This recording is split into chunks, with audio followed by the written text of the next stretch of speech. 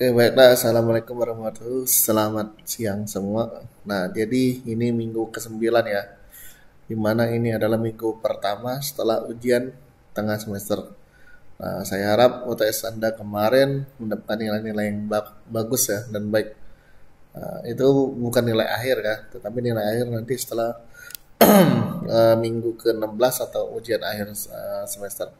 Nah, untuk minggu pertama setelah UTS ini kita akan membahas tentang multi-layer perceptron ya. Nah, kita flashback sedikit untuk minggu-minggu kemarin di mana ada review SLP ya, atau single layer perceptron. Nah, secara umum untuk single layer perceptron arsitekturnya seperti yang digambar ini ya, di mana ada X1 sampai Xn itu adalah inputnya, terus ada bobot ya, terus ada namanya aktivasi, fungsi aktivasi ya, dan terakhir baru adalah output. Nah, biasanya fungsi aktivasi macam-macam ya, ada yang dinamanya onda biner ya, atau hard limit, terus untuk yang threshold, terus ada bipolar ya, terus ada bipolar dengan threshold ya. Nah, ada juga linear atau identitas ya, ada namanya juga fungsi Simon biner. Nah, jadi secara umum ini masih ada lagi ya, sebetulnya ada 9 fungsi aktivasi. Kita ada flashback sedikit ya. Nah, untuk algoritma pembelajaran sendiri ya, ini kita ada pertama tuh inisialisasi dulu laju pembelajarannya atau nilai alfa, terus ada nilai ambang atau threshold tadi ya, theta ya, terus bobot serta bias ya. Nah, atau B. Nah, terus kita menghitung Y-nya dulu ya, sama dengan bias ditambah sigma I sama dengan 1 sampai N dikali WI dan dikali XI ya. Nah, terus setelah itu kita menghitung FY-nya ya. Nah, itu algoritma belajar. Nah, jika Y ini tidak sama dengan target, maka lakukan update bobot ya, terus-menerus iterasi dan biasnya dengan WI baru sama dengan WA lama ditambah alfa dikali T dikali XI ya. Nah, hasilnya nanti ada bias baru sama dengan bias lama ditambah alfa dikali T. Nah, ulangi dari langkah kedua apabila sampai hasil yang ini tidak diadanya update bobot lagi ya. Oke. Nah, ini untuk yang problem OR. Misalkan di sini ada X1, X2, ada net ya, atau T ada target ya. Nah, hasilnya sudah pasti ya kalau untuk OR. Misalkan satu ya tetap sah satu. Nah, soalnya misalkan di situ Y1 jika netnya lebih besar sama dengan 1, 0 jika netnya lebih kecil lebih kecil dari 1 ya. Maka rumusnya arsitekturnya seperti itu ya gambarnya. Nah, untuk OR sendiri ini ternyata berhasil mengenali pola ya. Nah, N juga sama ternyata ya. Karena dia bisa mengenali pola.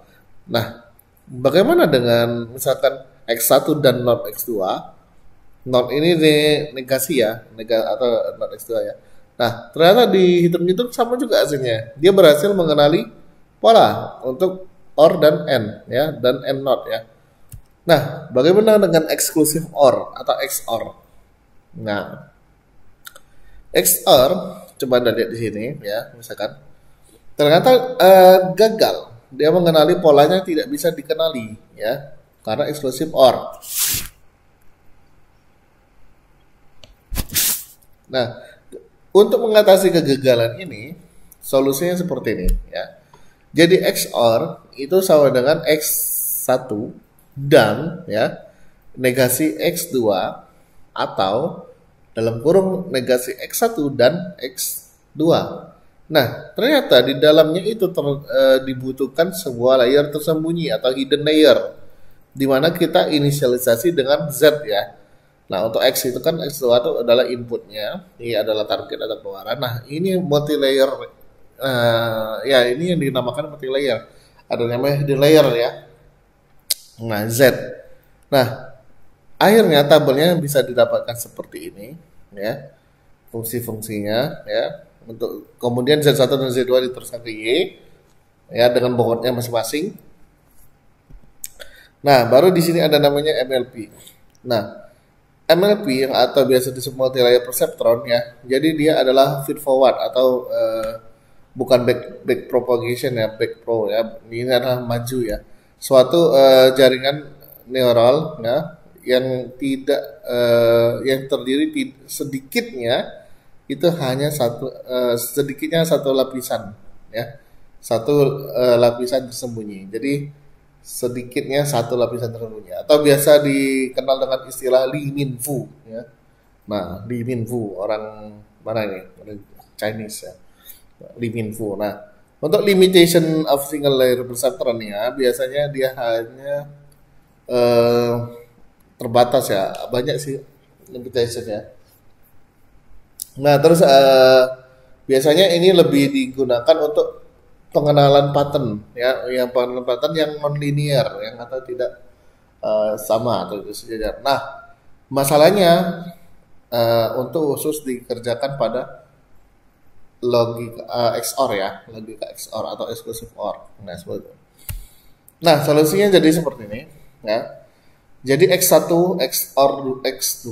Jadi bukan langsung XOR ya. Jadi X1 X2. Nah, tabel yang berikutnya itu adalah X1 XOR 2. Ya. Nah, akhirnya dia akan menemukan pattern ya.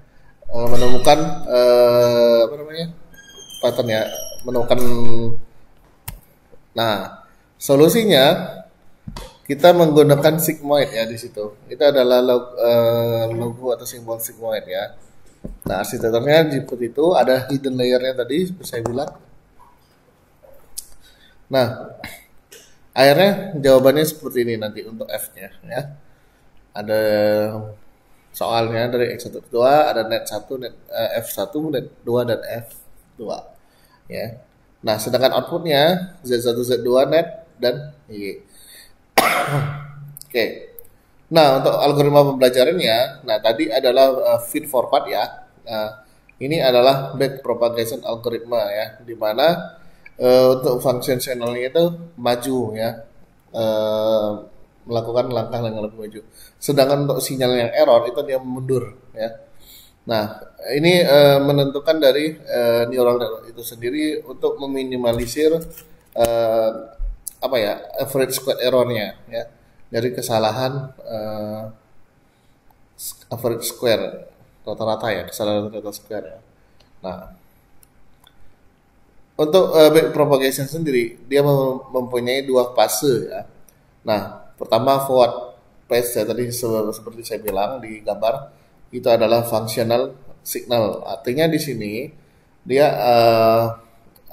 feed forward itu untuk menginput sinyal pattern ya melalui jaringan. Nah, sedangkan untuk backward phase atau error sinyal biasanya di sini.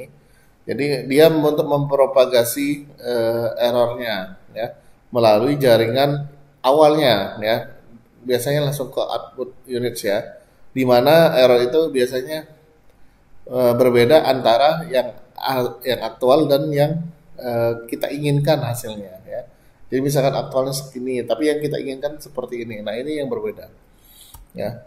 Nah, baru nanti kita bisa masalah ini bisa kita pecahkan dengan fungsi sigmoid ya atau sigmoidal function. Nah, itu biasanya dengan rumus sigmoid Vj sama dengan 1 plus I negasi AVJ ya. Oke.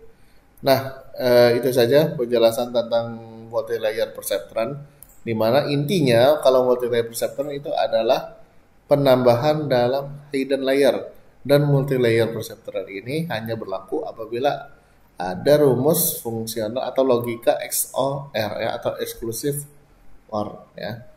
Oke. Nah, ini saja yang dapat saya sampaikan pada minggu ke-9. Ya, kita flashback juga ya kemarin tentang fungsi aktivasi, ada beberapa fungsi aktivasi ya, pemetaan sigmoid ya. Nah, untuk minggu depan mungkin kita akan bahas tentang middle line dan ada line ya. Nah, ini middle line dan ada line apa sih? Nah, nanti kita akan bahas minggu depan. Oke, ini saja yang dapat saya sampaikan. Wabillahi taufiq wal hidayah. Jangan lupa di Google Classroom sama di WhatsApp grup ya untuk pertanyaannya apabila ada pertanyaan. Oke. Terima kasih dan bye-bye. Sampai ketemu minggu depan.